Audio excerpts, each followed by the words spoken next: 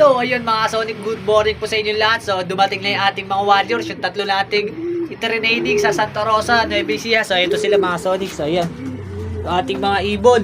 So, isa pala natin, lando pa sa labas, yung ating si Ace, yung pure imbrek natin mga Sonics. Pero itong dalawa natin na si Kaido at si King, ayun, nandun na sa mga Sonics sa kanilang mga pwesto.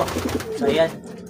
So, na-miss nila isa't isa. So, gagawin natin, bibigyan pa natin motivation sa kanya para mas ganahan pa siya umuwi sa linggo, mga Sonic. So, ito isa natin. Si Kaido natin, ayan. So, ipamotivate din natin yan sa bukas para mas ganahan sila bumilis umuwi.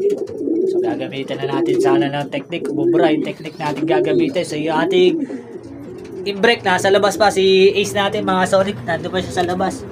Hindi pa siya pumapasok, nandito pa sa bubong. Pero ayan, makikita niyo yung mga Sonic, nandiyan pa siya sa bubong. Ayan siya. Hindi pa siya